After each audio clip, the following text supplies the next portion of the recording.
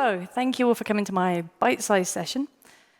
I'm hoping that when you walk out of this room in 15 minutes, you're going to be feeling like this. So you might not be singing and dancing, but hopefully you're going to be full of excitement about the future of platform engineering. This GIF is Michael Caine from the 90s classic film A Muppet Christmas Carol.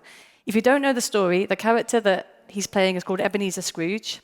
Scrooge starts off as quite a grumpy, miserable old man, and he's visited by the ghosts of Christmas past, present, and future. And spoiler alert, by the end of the film, he learns some lessons about how he's behaved in the past and the present, and how if he carries on, he's going to have a pretty grim future. And so he changes his behavior and has a much brighter future. And so I'm hoping to share some lessons from past and present around platform engineering, and so hopefully we all can have a brighter platform engineering future. And if you'd like to know the end of the story up front, these are the things I'm going to be talking about in this session. So I'm going to talk a bit about platform as a product, platform maturity, and the trough of disillusionment and how we might avoid that. I'll introduce myself. My name is Paula Kennedy. I am the co-founder and COO of a company called Syntasso. We make Kratix, which is an open source framework for building internal developer platforms.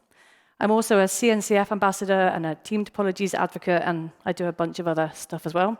I've been in the field of platform engineering for a long time, so 13 years. I'm older than I look, or maybe I'm as old as I look. But I'm going to talk about a bit of my career through platform engineering. I'm going to start with the past. To begin, let's think about what a platform is. In his book, Gregor Hoppe describes a platform as a raised platform elevates you. And when you build on top of a platform, it means you're not starting from scratch. You can build on what others have created. He provides a really good example of this from the automotive industry, where he talks about what Volkswagen did in the 70s, where they started with one base chassis, and then they offered different models of car on top, which allowed them to give customers more choice and actually amortize the engineering costs of that base chassis across different models. And it allowed them to innovate on both the base layer and the sort of hats on the top. So it's clear that when we use a platform, we can drive innovation and productivity. But how do we do that in the tech sector? So I'm going to talk a bit about my career over the last 20, some number of years. So my first startup was 2002. I joined a company called Actuous. We were a SaaS provider back when they were called ASP, Application Service Providers. We had a very traditional structure. So we had devs, we had ops, we had DBAs. And everything that people talk about when they talk about those silos between dev and ops, that wall of confusion, that throwing the code over, all of that I lived, right? That was my life for quite some time. All those horror stories are true. And then something magical happened in around about 2008, where Patrick Dubois met Andrew Clay Schaefer at a conference, and they were talking about agile infrastructure. So after that, Patrick went back to Belgium, and he came up with the idea to organize the DevOps Days conference, which took place in 2009, and that led to basically the whole community and practices around DevOps. There's a really great talk, if you haven't seen it, from Damon Edwards, where he covers the whole history of DevOps in great detail. But the main points to understand are that DevOps came from the community and from practitioners. It was never supposed to be a job title or a specification. It was supposed to be a kind of a grassroots movement. But what we've seen is that whole you build it, you run it mantra has ended up with dev and ops being smashed into one team with some automation tooling thrown in. So that's kind of the start of my career. Where I ended up is where I saw the rise of platforms as a service, or PaaSes. The original intent of PaaSes was to simplify the writing of code. So all of the kind of their infrastructure and operations would be handled by the PaaS provider, and developers could focus on the code on top. My personal experience was with Cloud Foundry. How many people here have seen or used or heard of Cloud Foundry? OK, a few people. So for those that are not familiar, Cloud Foundry was a PaaS that got spun out from VMware, and then it was donated, it was back in 2011, and it got donated to the Cloud Foundry Foundation that was formed in 2014 under the Linux Foundation. Now, I joined Pivotal in 2015 after they acquired my company. Pivotal was the company that VMware spun out to actually manage their Pivotal distribution of Cloud Foundry.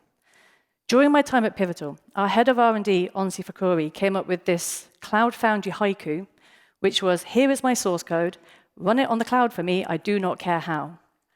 And this was the encapsulation of the magic of PaaSes, right? The idea being that you could just focus on running your code. We had a CF push experience, and other people took care of the wiring underneath, which was sort of contradictory to that DevOps mantra, if you build it, you run it. But this was the magic of PaaS. This is what I was brought into back in 2016. Another of my ex-Pivotal colleagues, James Waters, used to talk a lot about the value line, which is where the PaaSes would allow developers to focus on the kind of the core stuff for the business and not get bogged down with the undifferentiated heavy lifting, that sort of context stuff. But this is not where we've ended up today, right? The final shift I've experienced in my career to date has been the domination of Kubernetes. So probably most of you are familiar with Kubernetes. Who's heard of Kubernetes? Sure, everybody, perfect. So it's been around more than 10 years. That's an open source project that's now under the Cloud Native Computing Foundation. It's pretty ubiquitous, mostly because it's so flexible and extensible, and there's a whole ecosystem around it. One thing that's been interesting to observe is how organizations have taken kind of Kubernetes and ended up building their own PaaSes, right? Kubernetes is powerful but complicated, and we've seen lots of organizations spend a lot of time and a lot of money ending up building their own internal platform as a service. We seem to have lost sight of the value line discussion, and that kind of brings us up to where we are today. So, some lessons from the past. Platforms are definitely a force multiplier for an organization. They can increase productivity, and they can allow teams to focus. We've seen many paradigm shifts in the last few years. We've seen from dev and ops to DevOps to PaaS to Kubernetes. But are these changes helping us, or are we just continually spinning our wheels? And even when it's clear that something like a PaaS can actually help drive innovation, developers still seem to want to engineer things themselves and build things themselves. So let's move on to the present. I've mentioned platforms are not new, but platform engineering as a practice is certainly becoming more hyped in the last few years. Gartner predicts that by 2026, 80% of large organizations will have platform engineering teams. But in their most recent hype cycle, they've put platform engineering at close to the peak of inflated expectations, which might give us a sign of what's going to come. So what do we understand it to mean today? I'll start with what I consider to be the best definition of a modern platform. So this is from Evan Botcher from 2018, where he says a digital platform is a foundation of self-service APIs, tools, etc., which are arranged as a compelling internal product. And teams can use the platform to deliver software features faster, basically. So there's a lot to unpack in there. Key things to point out. Platforms should be self-service. It should include APIs, which are useful endpoints to make things discoverable and work together. And it should be a compelling internal product, which is what we mean when we say platform as a product. So expanding on this further, in his keynote at KubeCon last year, Casper Bognissen talked about the principles of platform engineering. I'm going to dive just a little deeper into some of these. So, self-service. We've seen the greatest example of this with the huge explosion of internal developer portals, things like Backstage from Spotify and Port and Cortex. Portals are great because they give developers that really good self-service kind of developer experience. APIs, also really important, right? They are how you expose your platform functionality and enable technologies to work together, and they should be well documented. Golden paths, a concept that came out from Spotify in 2020, basically giving guidance to developers of how to do the easy thing. If you can make the easy thing, like the right thing easy, then most developers will follow those common patterns and be supported.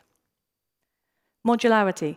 Quoting Gregor Hoppe again, one of the things he talks about is a floating platform or a sinking platform. New technology is coming out all the time, and your platform needs to be able to take in all the new good stuff and also be able to deprecate stuff that is no longer serving the platform. So you need your platform to float and not sink. Core requirements, those tend to be things like security, compliance, regulation. They're not fun, but they are critical for your business. What you don't want is developers focused on those. You want those baked into the platform so that devs can focus on like the more core important things.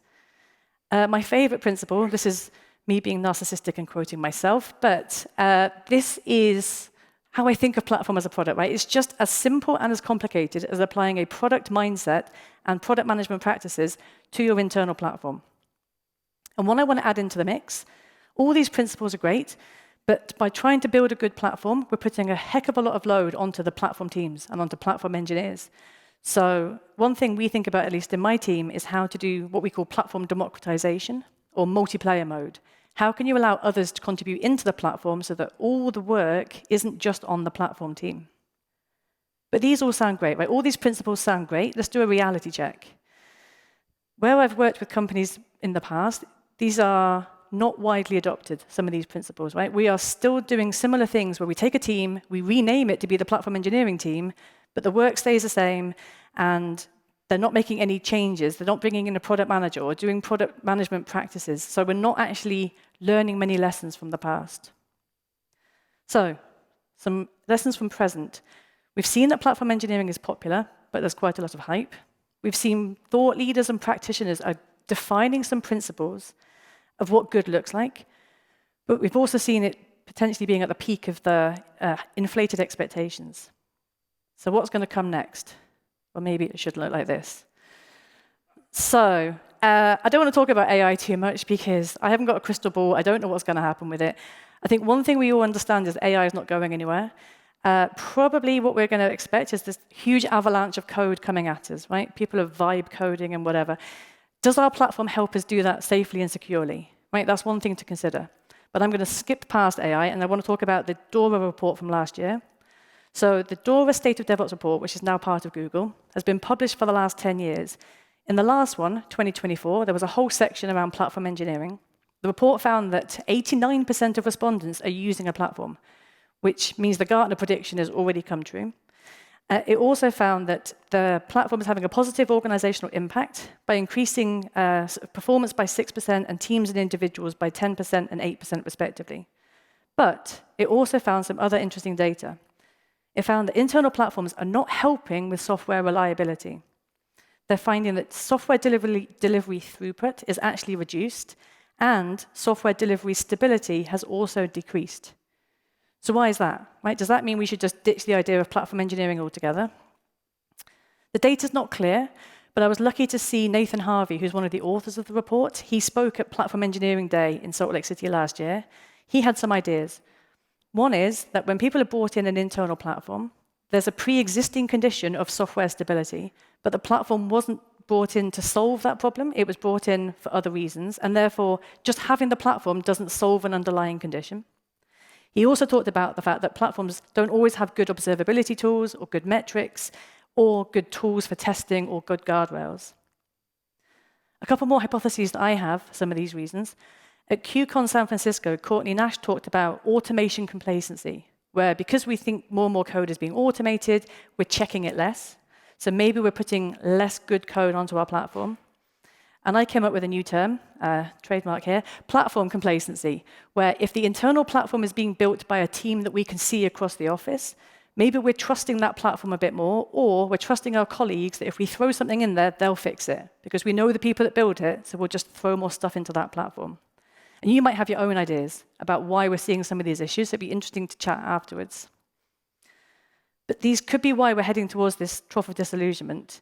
As many things we've seen in the past, hype is probably outpacing realities, where people have very high expectations of platform engineering, and maybe we are not taking the right steps or following the principles. But overall, the DORA report does call out that having a platform does have a positive impact on organizational performance. The key is having a user-centered approach to make sure that your platform is driving continuous improvement. So my first call to action. This can be summarized as platform as a product, which I mentioned earlier briefly. Really, everyone's talking about this, and I don't see that many people succeeding with it. But the most important thing, going back to the spirit of DevOps, right the way back to 2008, is how we increase collaboration and empathy across teams. We want to try to reduce friction. We want to try to make sure that we are building the platform that actually serves the needs of the people using that platform. Because if we can do that, then the platform becomes a force multiplier. My second call to action is to think about how to improve the platform. The best way to improve is to measure where you are and then plan where you want to go. This is the Platform Engineering Maturity Matrix that came out from the CNCF at the end of 2023. You don't have to try to get to the highest level on all the aspects. What you're aiming for is to figure out where you are and make steps to improve. The DORA report clearly calls out that the best performers focus on elite improvement. And if you're still wondering if you can have an impact, I just want to share this last quote from the book that came out from Camille Fournier and Ian Nowland at the end of last year, 2024. They talk about the true mark of a platform leader is to turn friction into opportunity. And if you are in a platform team and you're thinking, or you're doing work that looks like building a platform, and you're thinking, I'm not a leader, if you're doing that work today, then you are. You have the ability to go and speak to the users of the platform, to understand their needs, and to lead those people. You can listen to others, build empathy, and turn skeptics into believers. So, we're close to the end of my talk. In fact, slightly over. Hopefully, you're now feeling like this, as excited as I am about platform engineering. That was a very fast talk, sorry. I've got lots and lots of references. Those are the links that I have, which are all the things I referred to. I probably don't have time for questions since I'm a bit over, but you can track me down on LinkedIn, is where I hang out a lot, or Blue Sky, or email. Not really Twitter these days, but I'm around all day and on Friday if you have questions. Thank you very much.